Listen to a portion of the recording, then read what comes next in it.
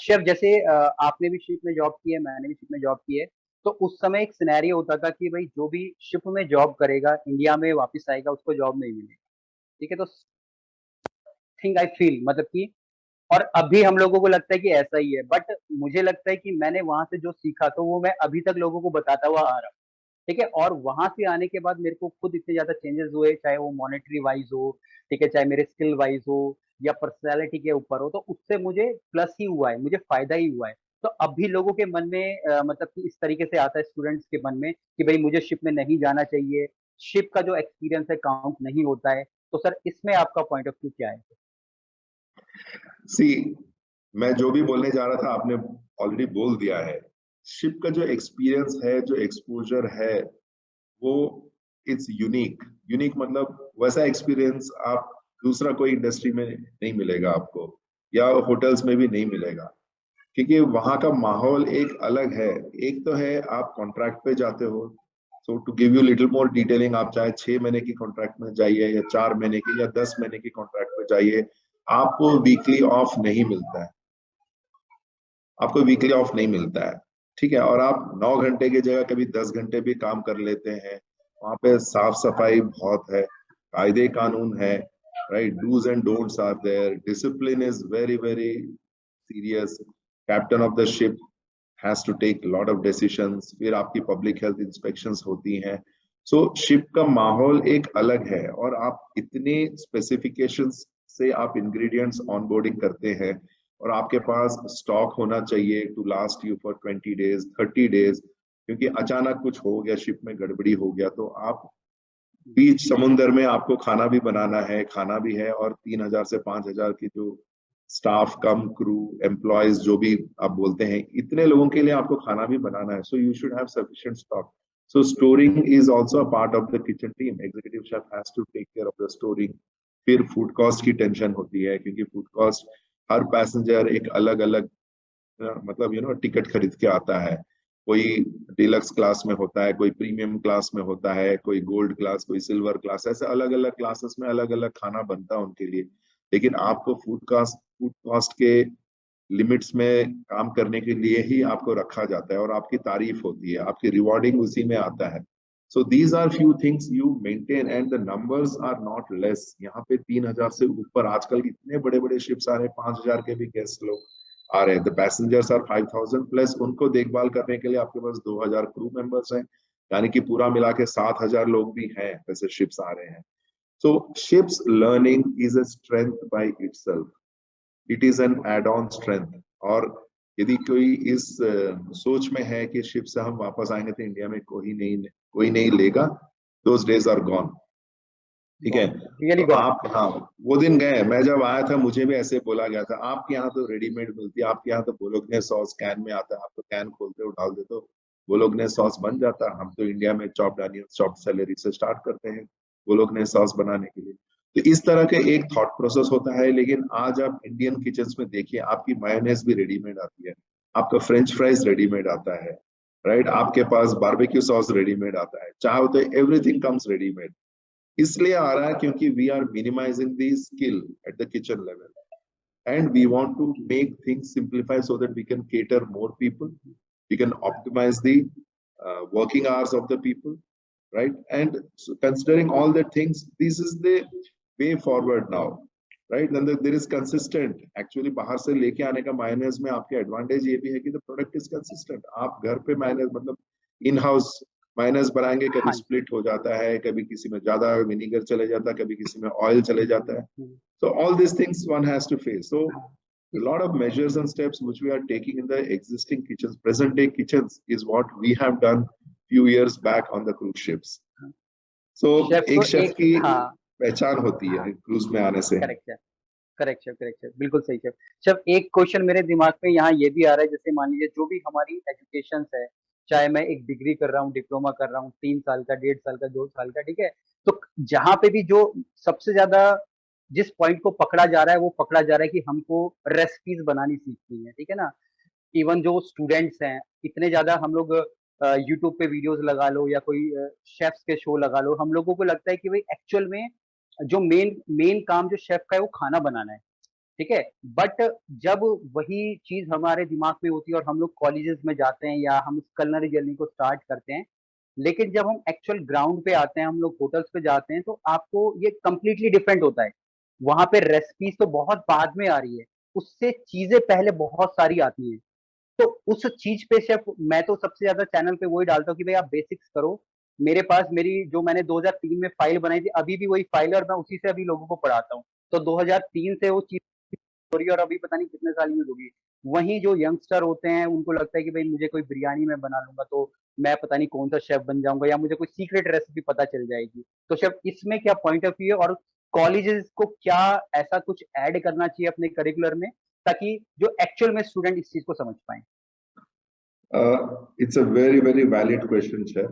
बहुत ही अच्छा सवाल है और बहुत ही अहम सवाल है, क्योंकि यंगस्टर्स जो आजकल केटरिंग कॉलेज में जा रहे हैं, मैं तो यही आप मतलब सबसे रिक्वेस्ट करूंगा कि even the best of the best music director, for example AR Rahman, if he has to compose the music, उसके सामने वो म्यूजिक लिखा हुआ रहता है जिसको देख के उसके म्यूजिशियंस बजाते हैं, तब जाके धुन बनता है।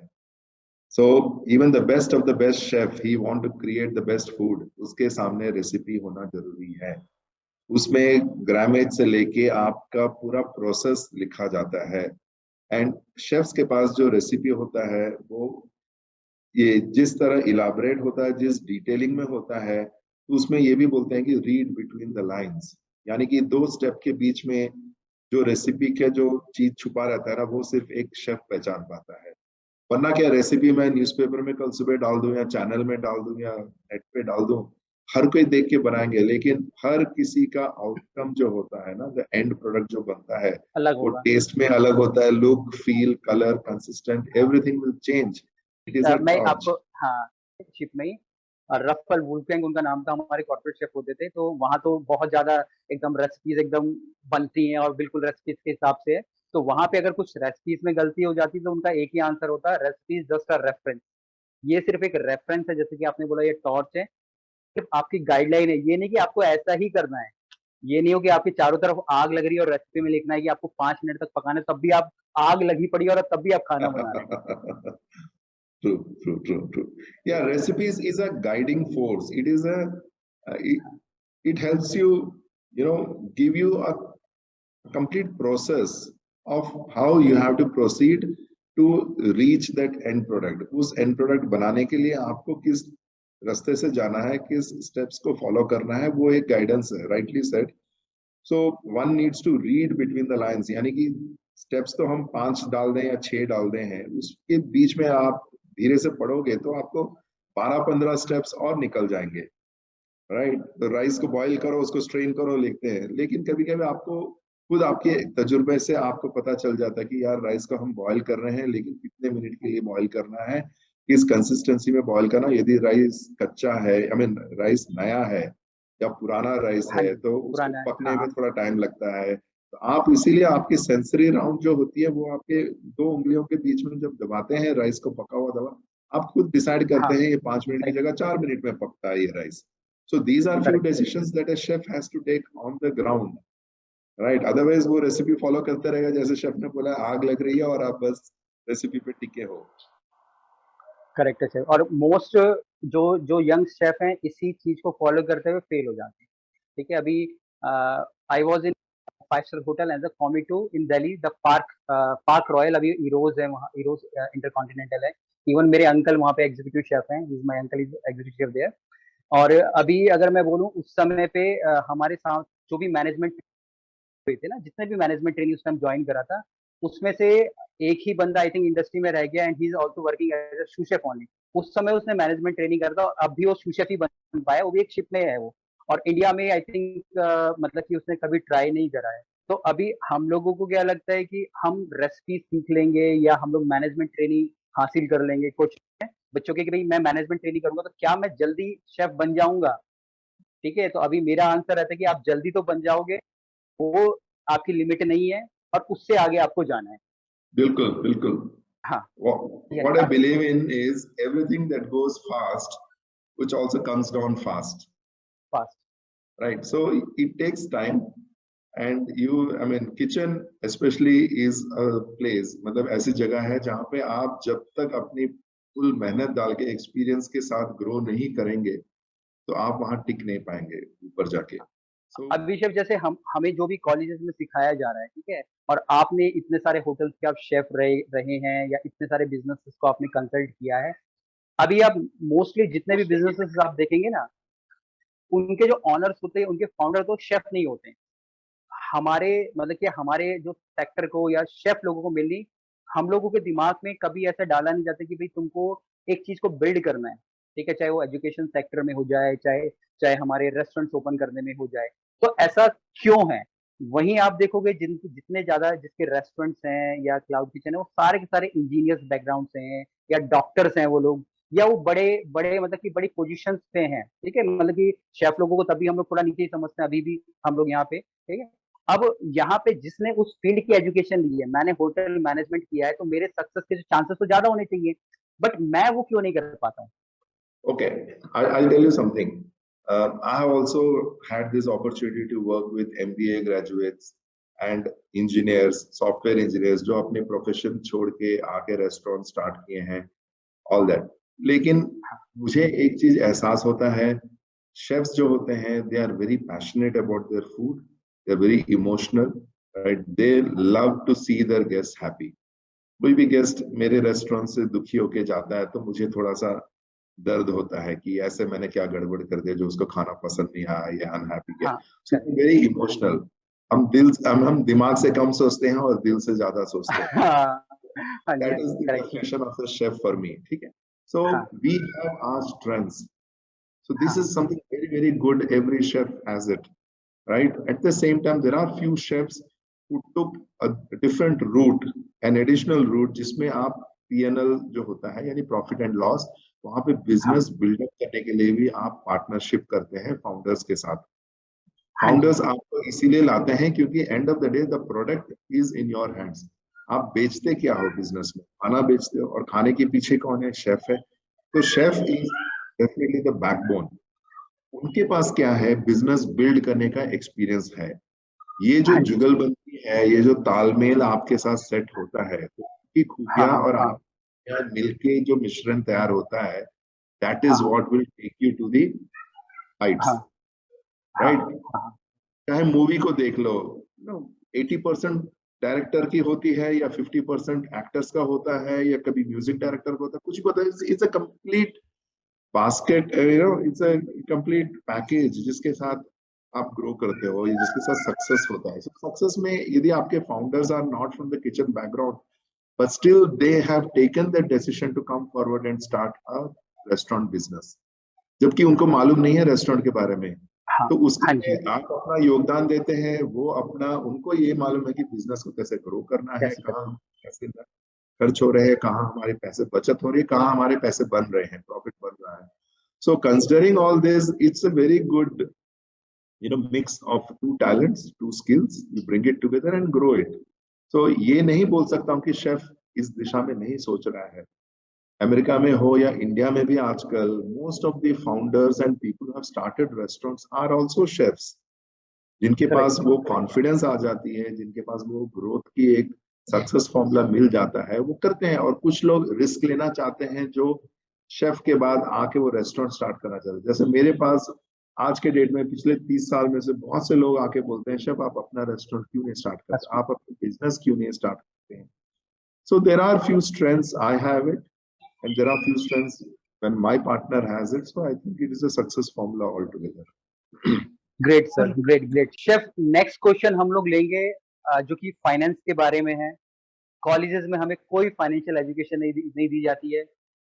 होटल्स में अगर हम लोग इस समय की बात करें, जितनी एज ज्यादा होती जाती है और अगर हमारी पढ़ाई लिखाई ज्यादा नहीं है, तो हमारी सैलरी कम होती जाती है कि किचन में कि भाई मेरा को एक्सपीरियंस ज्यादा हो गया, 10 साल का, 15 साल का, तो मेरी सैलरी बढ़नी चाहिए। पर रियलिटी में सैलरीज कम होती है। आप भी आई थिंक डिनाई नहीं करोगे इस चीज से। तो किस प्रकार से हम लोगों को सोचना चाहिए? और दूसरा, फाइनेंशियल एजुकेशन के ऊपर हम लोगों को क्या ऐसे स्टेप्स लेने चाहिए जो कि ताकि हम लोग जब इस एज में आ जाए, चाहे हम लोग 40, 50, 60 साल आए, तो किसी भी प्रकार की हम लोगों को प्रॉब्लम ना हो। क्योंकि ये प्राइवेट जॉब्स होती है, you are not getting any allowances after you get retired, और इवन रिटायर्ड तक तो कोई नौकरी भी नहीं कर पाता है। मैंने तो जब मैंने करियर स्टार्ट किया तब तो मैंने 2-3 फेयरवेल्स देखे थे लोगों की, कि लोग रिटायर होते थे, लेकिन इस समय पिछले 15 साल से मैंने कोई रिटायरमेंट ही नहीं देखी कि किसी ने 60 साल की उम्र में होटल से रिटायरमेंट ली है, और सेम एक ही होटल से, chef. True. So, Chef, to answer your question, first thing is one need to have that mindset. हाँ, When I say mindset, I have recently been, mentioning it in one of my interviews कि एक जैसे फौज में join करता है कोई, तो वो हाँ, ग्रो करता है, तो उसके पास जो उसकी यूनिफॉर्म में जो स्टार्स आप देखते हैं, कभी एक हाँ स्टार जी, था तो 2 स्टार होते हैं, हाँ, फिर 3 स्टार होता है। तो हाँ, उनके इस पे डिसिप्लिन में उनकी जैसे जैसे ग्रोथ होती है वो स्टार्स लेते जाते हैं। उसी हाँ जी, तरह मैं एग्जाम्पल में यदि उसको जोड़ दूं या उसको रिलेट करूं, तो आपके पास आप इंडियन शेफ हो, आपको अच्छी तरह हाँ, इंडियन खाना आता है, so हाँ जी, you already have 1 star in one cuisine. So the one way you have to look at it is you want to do Chinese cuisine, you want to do continental cuisine, you want to do Japanese cuisine. So the more the cuisines you take it, the more the stars you have. That is one way of looking at it. दूसरी तरह से आप देखोगे तो ठीक है, आप kitchen में शेफ बन के आए हो, आपकी अच्छी ग्रोथ हो रही है, आप एक्सपर्ट हो, आप एक डोसा मास्टर हो, तो आप 60 साल तक डोसा तो बनाते रहोगे, आप तो बना भूलोगे नहीं। जैसे बचपन में हम साइकिल चलाना सीख लेते हैं, तो आज के डेट में हम तो साइकिल कभी, भूल ही नहीं सकते, सही बात है। राइट? नींद में भी हाँ मुझे जी, कोई साइकिल दे दे तो मैं चला लूंगा बैलेंस चलो करके, जी, होगा नहीं। So these are few skills, you know it, you can never forget it. तो ऐसे में आपको ध्यान देना है दूसरे स्किल्स जो आप सीखेंगे या सीखने से जिसकी जिसकी वजह से आपकी ग्रोथ होगी, आपकी लर्निंग बढ़ेगा। तो उसी तरह आप फाइनेंस पे ध्यान दे सकते हैं, हाइजीन पे ध्यान दे सकते हैं, पीएनएल्स पे ध्यान दे सकते हैं, सो हायरिंग पे ध्यान दे सकते हैं, what is labour cost, what is food cost, what is receiving ingredients, par stock कैसे मेंटेन करना होता है। There are multiple subjects related to kitchen available within the industry. तो आप कुकिंग के अलावा और भी बहुत सारी चीजें हैं वो ज्वाइन कर सकते हैं। जैसे आपके चैनल में आप कितने सारे वैरायटी ऑफ सब्जेक्ट्स सही पे बात आप है। टच हाँ करते जी, हैं। तो आई एम श्योर जो इंटरेस्टेड है वो आपको ध्यान से सुन रहे हैं, आपसे खरीद रहे हैं, आपके कोर्सेज अटेंड कर रहे हैं, people are joining you. So that is correct, where shows that young generation is aspiring, they are growing, they want to do multiple things at one time. हमारे टाइम पे वो नहीं होता था, तो इसीलिए हाँ, शायद करेक्ट, वही रिटायर इसीलिए कर रहे हैं क्योंकि उनकी एक एक्सपर्टीज थी, वो कहीं बाहर काम नहीं आता था, जहां पे उनका काम आता था या जहां पे उनकी एक पहचान मिल गया, एक रिकग्निशन मिल गई है, वो उसी दिशा में चलते गए। 60 साल के बाद या 62 या 58 में जब रिटायरमेंट होती है तो रिटायर हुए। So they are the stalwarts, they are like the matured wines जिनकी वैल्यू बहुत ज्यादा है, जिनकी कीमत बहुत ज्यादा है। लेकिन आज के डेट में जिस तरह के आपके जॉब अपॉर्चुनिटीज आ रहे हैं, वो आप सैलरी नेगोशिएट कर सकते हैं, पोजीशन नेगोशिएट कर सकते हैं, provided you know little more things. मैं तंदूरी शेफ को जब इंटरव्यू करता हूँ ना, उसको ये नहीं पूछता हूँ कि तुमको कबाब बनाना आता है, उसको ये हाँ पूछता जी, हूँ कि रुमाली रोटी घुमाना आता है कि नहीं, तो बोलता हाँ आता है। So that is an added advantage for a chef if he comes with rumali roti expertise also, क्योंकि नान रोटी तो मारता है। उसके साथ मैं पूछता हूँ उल्टे तवा के पराठा आता है, तो बोलता है नहीं। मैंने कहा काकुरी कबाब अच्छा बना लेते हो, तो बोलता नहीं। सो ये छोटे छोटे एरियाज है जिसमें उसकी मार्किंग होती है, और उस एरियाज में you should not feel bad कि तुम्हें नहीं आता है, तुम वर्क करो, सीखो, ग्रो करो, उसमें भी एक्सपर्टीज करो, then your market value grows up. आप नेगोशिएट कर करेक्ट, पाओगे अच्छी पोजीशन के लिए, अच्छी सैलरी के लिए। सो आप जैसे करेक्ट, बोल रहे सीनियर बनते बनते सैलरी घटती है और हमारे पास ये नहीं है। सो लर्निंग, विद्या जो बोलते हैं ना, knowledge is what फेचेस you more money. हाँ। शेफ, एक ना मैं स्टोरी ऐड करता हूँ।